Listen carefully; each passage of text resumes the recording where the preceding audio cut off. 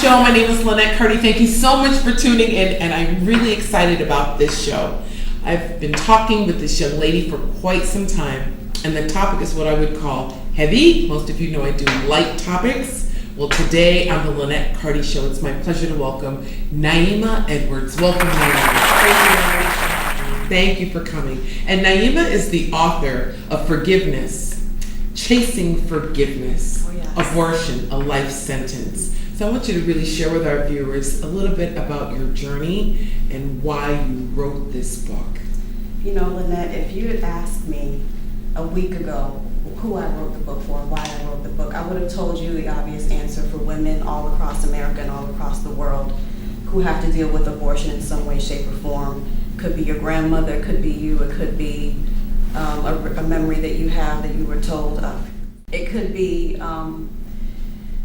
a myriad of different things and aspects that women go through. And it's tough. It was tough for you. I know that it was tough for you. Absolutely. If you would have asked me a week ago why I wrote the book, I would have said that it was for women all over the world who have gone through this issue in some way, shape, or form. But I started to collect my thoughts and realize that it's not only for women, it's for everyone. Because we as women are the leaders of our households, we're the nurturers of our children, we're doctors and dentists, we're the fabric of society. And if we aren't healed from the pain that we unfortunately put upon ourselves, it's self-inflicted pain from abortion, then we can't really be the pillars of society that we really want to be, and the mothers, you know, that we want to be to our children and such. So I think I wrote the book for people all over the world, and especially obviously women, but men too. Men too, because it affects they have men. to deal with those women who harbor that pain and resentment, and it's hard. It's a tough thing. Yes. It's a tough thing. Has the book given you strength to forgive yourself? You know, after reading it, I felt like you carried a lot of that pain with you still, and you're a mom now. Yes. You know, you are with the man that you had the abortion for. He's your husband. Yes. He's the father of your children. So I think that makes it a little different in this circumstance. Absolutely. So have you found the strength to forgive yourself? That's an interesting question, and as I sit here, I'm not sure if I found the strength to forgive myself. I think this book will help me find the journey to forgiving myself, and what I really want to do is help other women forgive themselves. So it's a tool for me, but it's a tool for the public. In helping others, I'm also helping myself in this book. And this book was written over the first day I found out I was pregnant, April 13, 1998, and it was a long journey. time ago. Oh, a long time ago. Long 1998. time. Yeah. And it was a journey. I didn't even know it was writing itself. I'm a poet. I've been a poet since I was about 10 years old. And I wrote every night about what I was going through, from the first day I found out I was pregnant to, you know, the realization that, wow, I'm pregnant. You know, I'm in love with this baby already. This is the man I love. This is, you know, it's not the right time, but I'm still thrilled to be a mommy. I mean, I want to be a mom since I was 8 years old. And then it came to the realization, well, you know, how can I keep it in? I have to finish college, you know, am I going to be able to do all this? Tell mommy. Right, absolutely. And so I went through the journey week to week, literally, of, I don't know if I should keep it, but I want to keep it. I should keep it. I don't want anybody invading my body and telling me what I should do. I was very big on, and still am, on appearances and, you know, wanting to have... Do the right thing. Do the right thing. Yeah. You know, instilled in us growing up to absolutely, do the right thing. absolutely. Right? So, yeah, I don't know if I've forgiven myself. I know that I should, and I know that every woman out there should, because I don't see anyone skipping to the abortion clinic. I think it's a decision that we make reluctantly, and with lots of trials and lots of thinking, and it's a hard thing to go through. No one's, you know, it's really difficult, and that's what I want women to know, that it's okay, that it's something that you did, but you can move on and embrace life. I have a section of my book called Claiming,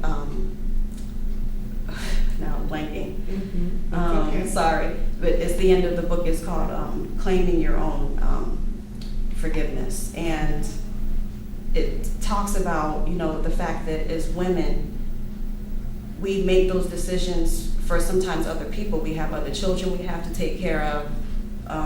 There's all kinds of Right, they're not the financial right reasons, financial cultural reasons, reasons. not right. the right circumstance. Absolutely. Exactly. There is a Absolutely. litany of reasons Yes. for why you might do it. And for those who do it callously, day to day, those aren't the women that we're really talking about. Although my heart goes out to them too, because again, we can't judge. We can't judge in this situation. And we don't know their But- story. and we don't know their Everyone story. has a story. Everyone has their story. Right, everyone has a story. You Yes. see this what's on the surface, but you really don't see what's below. Absolutely, absolutely, and there's pain there. Even for those who are thought to do it very callously, may have several, and just, that's their form of birth control, so to speak. But, I think with Roe versus Wade, we've talked about, the legality of abortion, and we've talked about that piece, but no one's really centered on the heart of a woman. No one's really centered on her pain, and because it's self-inflicted, Yes. it's forgotten. It's because we did it ourselves, who cares? And we do it ourselves, but we still deserve, healing. We still deserve a place to go, Absolutely. a shoulder to cry on, someone to help us through. I love what you said. No one skips to the doctor for it. Right. No one is smiling about it when they have it done, and they're Absolutely. usually not smiling afterwards. I appreciate no, that very no. much. How do you think this has affected your relationship, and do you think it's made you stronger in your relationship with your husband, because he's the person that you're still with, which is beautiful. I love Yes, that. yes. And do you think it's made you a better mom? That's a good question. I don't think it's made me a better mom.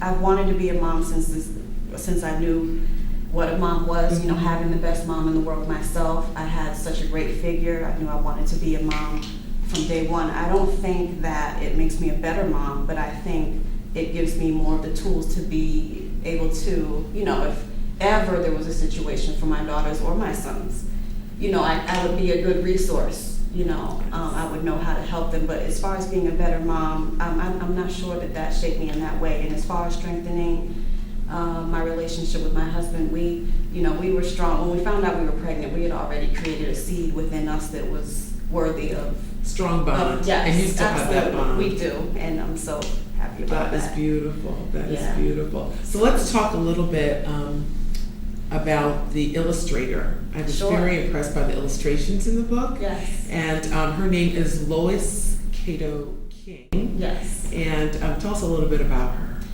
She's a phenomenal artist. Her artwork should really be on every wall of every cultural entity, every museum, everywhere. She's done art for as long as I can remember. She is my godmother's sister, so she's pretty much an aunt. You know how we have aunts and uncles in our family. That's right. Yeah, pretty much. Yes. And she's wonderful. And she actually I just remembered yesterday that she constructed out of a cloth paper like material, my first ABC book back in 1978 when I was 1. Okay. So she constructed that for me, and now here she is. It's come full circle, Oh, that's awesome. doing artwork for my book. And she had given me, I wanted to write this book 10 years ago, but I was busy having children and 4 kids. And Life happens. Life happens, absolutely. So she had given me that piece of work to put on a book one day, and so it happened. So that was designated for the first book that I did, and it fit because the one absolutely fits perfectly. It does fit. Yeah. So where can people get the book? I got it on Amazon, but where can people get Absolutely. You can go to Amazon.com and look up Naima Rose, Chasing Forgiveness, Abortion, a Life Sentence. You can order it there. It's $2.99. Or if you'd like to hold it in your hand, like I would love to do, that's my thing, to really hold and smell the pages. It will be coming out the end of this month. I'll have paperback copies, and I can be emailed at mindthemuse77@gmail.com for copies and orders. And I'm also on Facebook, www.facebook.com/Naima Edwards. Great. So as we wrap this segment, we just got a couple minutes left. What words of wisdom do you have to share with young women out there who are right now might be watching this and might be making that choice in their head? What would you say to them? What I would say to every woman out there that might be faced with this decision, or might be faced with the memory of a decision that you made, is that it's time to let go and claim your own forgiveness. God forgives you. You must forgive yourself. that this was something that you did because you thought you had to. And we don't know your circumstances, only you do, but know in your heart that your baby's out there in heaven looking after you, and there's no reason to keep on inflicting that pain that you had to go through that day. There's no reason to keep reliving it. If you want to honor your child, I would say, do your best to live your best life now. That's what I would say do, is to be the kindest, sweetest, gentlest wife, mother, friend. Be there for the people who matter now. It's not a life sentence. It doesn't have to be a life sentence. Thank you so much. Oh, you're welcome. It's a pleasure to have you on the program. Please stay with us. When we come back, our next guest will be talking about honorable men being honorable.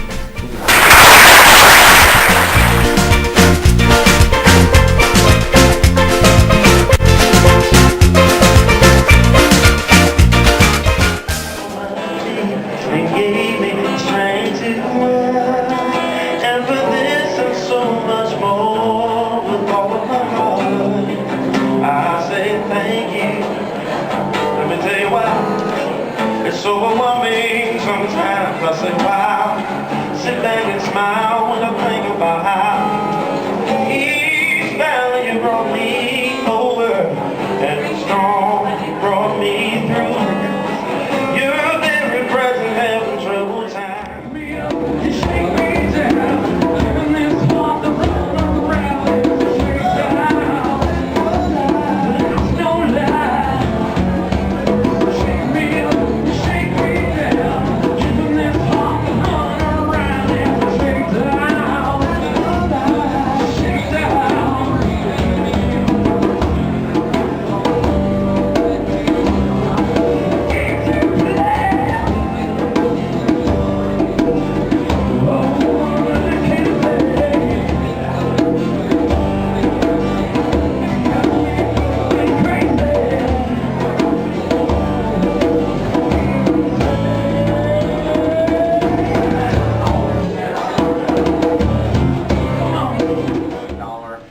Tentpole experiment. So I'd say your takeaway is to go out there and show Hollywood that they should be gambling on you. And well, you know, I agree with all that. I think now is the best time ever for independent filmmakers because of the one word, technology. And I think that actually the studios may be getting nervous. When we did our feature, I think it was possible because of one thing, the recession. Actors were half price, we had access to the red, and so I think now is the greatest time for independent filmmakers in the history of filmmaking. Yeah, and you see out there, even 10 years ago, you know, people were still making their mark, and they got their shot because of what they did independently. I'm just, off the top of my head, take a guy like Peter Hedges, who did Pieces of April. I think he did it for $300,000. Now, granted, that seems like a daunting amount of money for anybody, but for what we're talking about, it's not. And that led to him getting Dan in Real Life, which was $27 million. So it just, you know, you do the work, all of you out there, and I can't stress this enough. You do great work, great things happen. You do shitty work, shitty things happen. That's the way it is. I mean, that's just the way it is.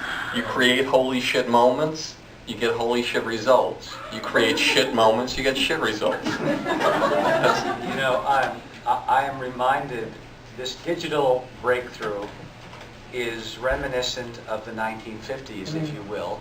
And I see a lot of young faces out there. Many of you won't remember, but I also see faces that might remember the history of Hollywood. In 1950, the studios were ordered by Congress to divest themselves of their theater and exhibition empire. The MGMs of the industry were built by a total lock on the motion picture industry. And they had something that was called block booking, which was illegal then, it's illegal now. If you wanted to book Gone with the Wind, you had to take 6 dogs from MGM or anybody else. They could force you, the independent exhibitor, to do that. They owned some of the theaters, but there was also a certain number of independents. When Congress told them it's monopoly, it's antitrust, and sued them and won in 1950, they had to sell those theater chains to independents, And out of that came people like Mr. Roger Corman, who is now in his 80s, who was given the AFI Award for Lifetime Achievement, long overdue. He's a legend. He started making entirely commercial pictures. Many of you are familiar with a title called The Fast and the Furious, with people like Vin Diesel. Well, I believe in 1952, Roger Corman made the first Fast and the Furious with Dorothy Malone and John Ireland. It cost $12,000 out of his own pocket. And it has since reaping dividends for him many times that he invested. But the point is, he went on to become a major player in the independent scene, making pictures like the Poe movies with Vincent Price, The Wild Angels with Peter Fonda and Nancy Sinatra. He gave Jack Nicholson his first work. He hired Francis Ford Coppola, Jonathan Demme. I could go on and on. Joe Dante. And what's happening now reminds me that when there is a significant change in the business, in the venue of how pictures are not only made, but how they are delivered to you, the picture-going public. And that's what the digital age is. It is nothing less than a new revolution. And out of it will come auteurs, and out of it will come hacks. But the point is, it is opening doors the same way the doors were opened in the 1950s. And I am intrigued, as a 30-year veteran of this business, to work with young producers and directors who call me and say, "Can I afford you?" And I say, well, you can if you can. Welcome back to the show. I'm Linnet Carty, and thank you for staying with us. And as I promised, this segment is going to be hot. So for the man that put the hot in Hot Chocolate Soul, please join me in welcoming June Archer. Thank you for being here. Now, June, you are an A&R consultant. You're a TV producer and entrepreneur. Yes. You're an author. You're a lifestyle and motivational speaker. And now you're here to talk about your new brainchild. But let's go to Hot Chocolate Soul first, because most people know you from Hot Chocolate Soul. And before you even start, let me just look into the camera and tell all my friends, please don't call me and ask me, girl, is he single? He is not single. He's married. He has 2 beautiful children. Don't call me unless you're calling me to find out how I'm doing. Linnet, how you doing? I have June, Hot Chocolate Soul. Yes, Hot Chocolate Soul. Hot Chocolate Soul is doing well. We are in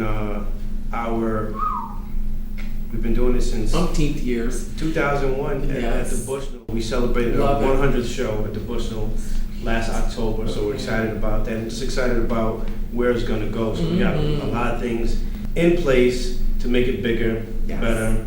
And so for folks that don't know, it draws a multicultural crowd, and it has talent from singers to actors to poets to musicians, comedians, everybody. So it is a night of fun. It's awesome. I love doing it because it was something that we needed for the community and something that came about from my group Room Service not having enough platforms to perform and let people see the kind of talent that we had and to see what it's come to kind of grow into is just awesome. So I'm proud of it. I'm excited of the possibilities, and it's taking it to different cities, but Hartford will always be home for Hot Chocolate Soul. Yes, indeed. So let's talk about your book. Yes, every day can be a good day. Yes, it can. And that brings me to, I love that you do the Facebook posts every day. I do too, some inspirational, some funny you have some things. great things on it. Thank you. I watch. I'll read just about I read every day. all of yours and I too. like them. I'm like, oh, she's a good one. How come I didn't think of that one? Thank you. Some good stuff on there. Thanks. But yours are awesome. So Thank you. did this kind of drive you to write the book? What happened was about 2 years ago, I kind of took a look at what was going on social media, from Twitter to Facebook, and I was kind of disgusted with what people were using these mediums for. Airing out dirty laundry or telling people off and telling people's business. And I thought to myself, one or two things are going to happen. Either I'm going to walk away from social media altogether, or I'm going to try to change the 5,000 people that I have access to. And I decided to write motivational, inspirational quotes because I felt as though people needed a positive word or a motivational word or a word of encouragement. And I started doing it, and I said, these are going to be keys to success. Because if you could start letting people know, like, if you do this one thing, you could be successful, not just in business, Other aspects of your in life. life. Yeah. Yeah. And it took 5 people liking it, and 10 people liking it, 20, and 40, and 50. And I said to myself, wow, this is awesome. And I started getting inboxes from different people saying, That's the best do you part. mind me putting this up at work? Like I copied it, I'm gonna put it up at work, or I let my daughter read it every day before she goes to school. And I'm like, wow, this is awesome. Mm-hmm. And it wasn't until the death of 2 good friends of mine, Chris Lighty and Shakir Stewart, in the music business, that it prompted me to say, you know what, maybe I should turn this into a book of motivational, inspirational quotes, because I felt like, especially in the entertainment business, you can get into a dark place sometimes. In life, you could get into a dark place sometimes. And you never know when someone close to you, be it a family friend or a sibling or a loved one or a husband or wife, may need that word of encouragement, where 6 months or a year later, they may tell you, you know what, June, that day you called me, just told me you love me, or the day you called me to say how I was doing, I was ready to really pack it in. Exactly. And you really don't understand the impact that you may have on people if you just randomly just pick up the phone. Not text messaging, not Facebook, but just pick up the phone or go visit and say, listen, hey, I just want to know how you're doing. I'm just coming to say hi. I didn't want nothing. Happy birthday. I mean, there's a few things every year that you can do. It's Merry Christmas, it's Happy New Year, it's Happy Birthday. So I think if we do those things, you know, I always say The love rest is a of the lifestyle. year, Everything else exactly, will be, the rest you of know, the year. every life gets in the way, so I understand it. I get it. Yes. You know, especially with married, children, or you're trying to start a business, being an entrepreneur. I get it, but we have to get back to the humanistic aspect of life before technology really had taken over. Well, I love the way you touch people's lives. Some of your quotes that you've put up have really touched mine. And there's nothing better than, you get the likes, you get the comments, and those are great. But as you said, it's the inbox ones where people say, you don't know what you did for me today, that you have no idea. A quick story, I went to Bank of America just the other day. A young man came up to me, do you remember me, Miss Carty? And I felt a little bad because I didn't, but as soon as he started to talk and I heard the voice, I was like, 6th grade, you were my student in 6th grade. And he said, you don't know how you impacted my life by the 6th right. And I was like, what? He said, the math test, and you wrote 6th right. Of course, I didn't remember that moment. Right. He said, was that an F, Miss Carty? And you said yes, but you got 6 right, which meant you could have got them all wrong, but you didn't get them all wrong, is what I told him. You got 6 right, so next time you're going to get more right. Here he is working at Bank of America. I'm thinking, I need to take my money out of the bank. No, he's an awesome kid. He's an awesome kid. He's grown up and he's done so well for himself. And he said that moment, he never forgot it. It's a moment that I didn't even remember, right? So I thank you for that. I thank you for that. That's the impact. You put these quotes out there, and I know you're rushing because you're doing 50 million things. So I just hope you know the impact that you're having. I appreciate it. I'm starting to learn it now. I hope you know. And I'm trying to get comfortable with it. Because Yes. I too find myself, writing it. It was going to couples therapy, celebrating our 5th anniversary. And it was speaking to this lady, and she would just say to us, okay, tell me again why you guys are here, because you guys are sitting next to each other, you guys are holding hands, Loving. you guys are looking at one another, communicating. Usually when people get to my couch, they're on the opposite ends of the couch. They're watching the time, they're watching it, they're watching, find out how much time is left, and there is no real interaction. And we said, we were just here for a tune-up. Of course, communication can always be better. I like that. And Tune-up. Because I think it's needed. I think not in just marriage relationships, but I think friendships need tune-ups. And it was going around the 5th time, every day I would get there, she would ask me, so how are you doing? How was your week? Oh, it was good. Today was a good day. And that 5th time, she looked at my wife, she's like, is he always this happy? My wife was like, yeah, that's part of the problem. That's one of the reasons why we're here. I don't know, I've known him to be this way, but I don't know if it's going to be something that one day just, and she looked at me, she goes, can every day be a good day? Yes. And I said, yes, every day can be a good day. Hence the name. And that's when I said, hold on, I know I can't use the phone. That is going to be the title of my book when I finish it. And I texted to myself, and from there, that was the inspiration. Oh, that's awesome. Because despite everything, the moment you wake up, the day is good. Oh, yeah. Because if you Did didn't you wake blessed up, enough to wake up? if you didn't wake If you're up, perpendicular with the earth, it's a good thing. it's a good thing. It's a If you good don't wake thing. up, then you have nothing to complain Yes. about. Yeah, So- absolutely. So let's talk about your newest brainchild. Yes. 100 Men of Color. Yeah, see, all the women just sat up. They were like, 100 Men. That's got my interest. I am Let's hear excited about about it. this. 100 Men of Color came about years ago. And if you know me, I always let things sit and let them marinate. And it was recently a friend of mine who worked at the Connecticut Science Center asked me to sponsor a young man to go to the science camp. Okay. And reason being is it was not affordable to Kids of color. kids of color. Put it out there. And I said, you know what? Instead of one, how about we do more than one? Who is the person I need to speak to do an event? I've always had an idea to do this event, and now you're giving me a reason to do it. She goes, okay, I'll connect you with this individual. So I called the individual, set it up, met with the CEO of the Connecticut Science Center, and they were gung-ho from day one. And it was, how do we raise money for our young black and brown babies to attend the Science Center camp in the summer? But not only that, but to introduce them to science and mathematics at an age where it will impact their life. Absolutely, forever. That's where America's going, where That's where we're technology is. And if Yeah. they're not learning it at that age, they're getting beat right from the starting blocks. And it was important to me to do an event, not only to raise money for these young men of color, but also to recognize the men of color who've come before them. And the men of color in the community and the impact that they've had, but also kind of rewarding them for being role models and examples of what men should be. It's not just men of color, but just what men should be. And I said, you know what? Why just do it for Hartford? Why not do it for the state? Because I felt Yes.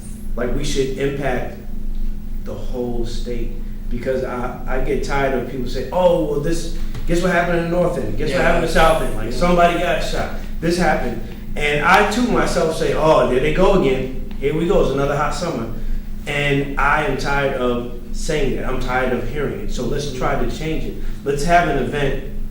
Let's have a black tie gala, because we don't have enough of them. That we all have to find a reason to dress up. Yeah, so when's the event? Saturday, September 14th. All right, so it's going to be at the Connecticut Science Center. And what I love is you're honoring educators, a Grammy winner, lawyers, fraternity men, Masons, religious folks, media, sports. I can go on and on, servicemen, businessmen, entrepreneurs, and so on. How can people get tickets and information for it? You could get tickets and information from the website that we have set up. It's 100menofcolor.eventbrite.com. That's 100 men And you'll of see it color right here. .eventbrite. That's eventbrite.com. Everybody will see it, and I'm looking forward to seeing you on September 14th. It's going to be a huge gala. I'm gonna have my tux on. So, Oh, sweet. and I want to make sure you say me dance. Absolutely. Absolutely. Well, you Thank heard it you here. so much. Right, you guys heard it here, right? Thank you so much for coming on, Julie Archer. You guys, thank you for watching. I want to make a shout out to my crew. Thank you so much for our director, Cutley, and for the help of Armando and